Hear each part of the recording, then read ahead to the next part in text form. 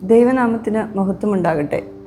മറ്റൊരു ദിവസത്തെ നോമ്പ് ചിന്താശകലങ്ങളിലേക്ക് ഏവരെയും സ്നേഹപൂർവ്വം സ്വാഗതം ചെയ്യുന്നു.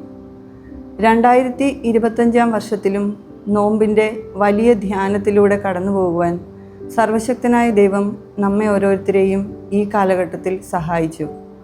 ദൈവത്തിൻ്റെ വലിയ കൃപകളെ ഓർത്ത് നമുക്ക് ദൈവത്തിന് സ്തോത്രം ചെയ്യാം.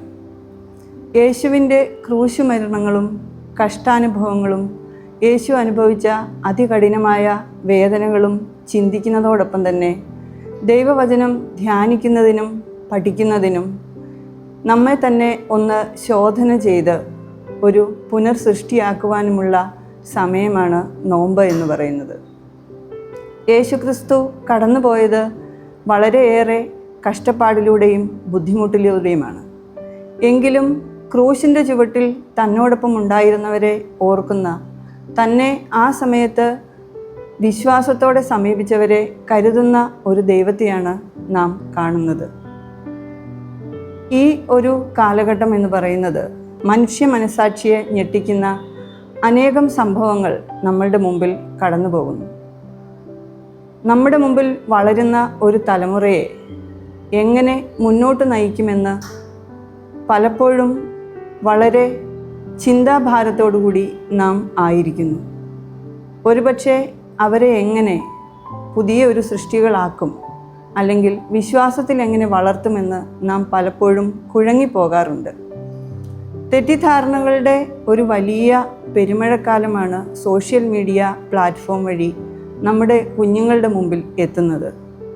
ദൈവവിശ്വാസത്തെ ചോദ്യം ചെയ്യുന്ന, ദൈവവിശ്വാസത്തെ തെറ്റിദ്ധരിപ്പിക്കുന്ന അനേകം കാര്യങ്ങൾ അവരുടെ മുൻപിലൂടെ കടന്നു പോകുന്നു. ആ സമയങ്ങളിലൊക്കെയും വളരെ പ്രതികൂലത്തിലും നമ്മെ കരുതുന്ന ഒരു ദൈവം നമുക്കുണ്ട് എന്ന് നമ്മുടെ തലമുറയെ ബോധ്യപ്പെടുത്തുവാൻ നമുക്ക് കഴിയുന്നുണ്ടോ? യേശുവിൻ്റെ പരസ്യ ശുശ്രൂഷ കാലത്തിലുടനീളം നാം പരിശോധിച്ചാൽ അചഞ്ചലമായ വിശ്വാസത്തോടുകൂടെ തന്നെ സമീപിച്ച എല്ലാവരെയും അവരുടെ കണ്ണുനീരിൽ നിന്നും വിടുവിക്കുന്ന ഒരു ദൈവത്തെയാണ് നാം കാണുന്നത്.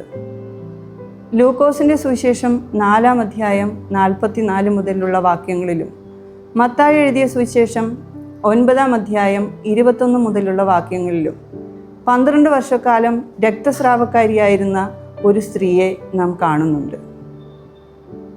ആ ഒരു ജീവിത പശ്ചാത്തലത്തിൽ ആ സ്ത്രീ അനുഭവിച്ച ഒരു ഒറ്റപ്പെടൽ ഇന്നത്തെ കാലഘട്ടത്തിൻ്റെ ഒരു അടയാളപ്പെടുത്തലിൽ കഠിനമായ ഡിപ്രഷൻ എന്നൊക്കെ പറയാം. 12 വർഷക്കാലം താൻ സമ്പാദിച്ചത് മുഴുവൻ വൈദ്യന്മാർക്കായി അവൾ നൽകി. തൻ്റെ ശരീരത്തിന് സംഭവിക്കുന്ന ആ ഒരു ബുദ്ധിമുട്ട്, അതിലൂടെ അവൾ അനുഭവിക്കുന്ന ഒരു കഷ്ടത, സമൂഹത്തിൻ്റെ മുമ്പിൽ നിന്ന് മാറ്റി നിർത്തപ്പെടുന്ന ഒരു അവസ്ഥ, പലപ്പോഴും പരിഹാസപാത്രമാവുന്ന ഒരു അവസ്ഥ. ഒരുപക്ഷെ അവൾ ഒറ്റപ്പെട്ട ഒരു തുരുത്തുണ്ടാക്കി അതിനുള്ളിൽ താമസിക്കുകയായിരുന്നിരിക്കാം. ആ ഒരു സന്ദർഭത്തിലാണ് സൗഖ്യം നൽകുന്ന ഒരു യേശുവിനെക്കുറിച്ച് ആരോ പറഞ്ഞ് അവൾ അറിയുന്നത്. തനിക്ക് എത്തിപ്പെടാവുന്ന ഒരു ദൂരത്തിൽ യേശു ഉണ്ട് എന്നറിയുന്ന സ്ത്രീ തൻ്റെ മുമ്പിലുള്ള സകല തടസ്സങ്ങളെയും ഉപേക്ഷിച്ച് അതിനെ പൊട്ടിച്ചെറിഞ്ഞ് യേശുവിനെ കാണുവാൻ പുറപ്പെടുന്നു.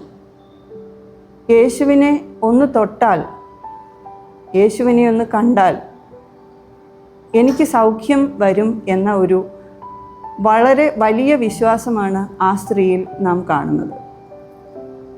ഒരുപക്ഷെ വേഷപ്രച്ഛന്നയായിട്ടായിരിക്കാം അവൾ യേശുവിൻ്റെ മുൻപിൽ എത്തിച്ചേരുന്നത്.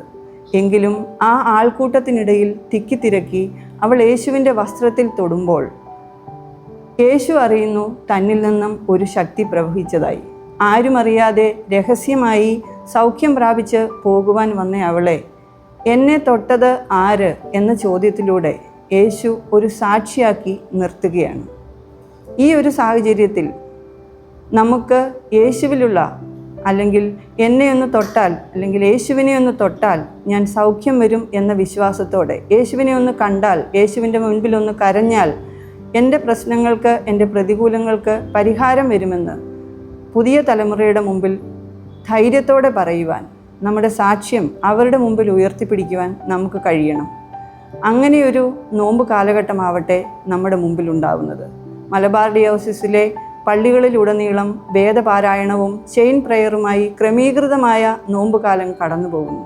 അതിനുശേഷം നമ്മളൊരു ഉയർത്തെഴുന്നേൽപ്പിൻ്റെ അനുഭവത്തിലേക്ക് വരുമ്പോൾ ദൈവത്തെ മുറുകെ പിടിക്കുവാൻ, നമ്മുടെ ചുറ്റുമുള്ളവർക്ക് സാക്ഷികളായി ജീവിക്കുവാൻ നമുക്ക് ഓരോരുത്തർക്കും കഴിയട്ടെ എന്ന് പ്രാർത്ഥനയോടുകൂടി ഞാൻ നിർത്തുന്നു. നമുക്ക് പ്രാർത്ഥിക്കാം. സ്നേഹവാനും പരിശുദ്ധനുമായ ഞങ്ങളുടെ സ്വർഗീയ നല്ല പിതാവേ, കർത്താവേ, നിൻ്റെ വസ്ത്രത്തിൻ്റെ തൊങ്ങലിലൊന്ന് തൊട്ടാൽ ഏത് പ്രതികൂലത്തിലും അടിയങ്ങളുടെ കണ്ണുനീർ കാണുന്ന ഒരു കർത്താവാണ് അടിയങ്ങൾക്കുള്ളത് എന്ന വിശ്വാസത്തോടുകൂടി നിൻ്റെ മക്കളുടെ മുമ്പിൽ ഒരു സാക്ഷികളായി ജീവിപ്പാൻ അടിയങ്ങളെ ഓരോരുത്തരെയും നീ സഹായിക്കണമേ. ഈ ഒരു നോമ്പ് കാലഘട്ടം ഒരു ആത്മപരിശോധനയുടെ കാലഘട്ടമായി തീരുവാനും രൂപാന്തരത്തിൻ്റെ കാലഘട്ടമായി തീരുവാനും ദൈവമേ നീ സഹായിക്കണമേ. യേശുവിൻ്റെ നാമത്തിൽ അപേക്ഷിക്കുന്നു, ദയയോടെ കേൾക്കണമേ. ആമേൻ.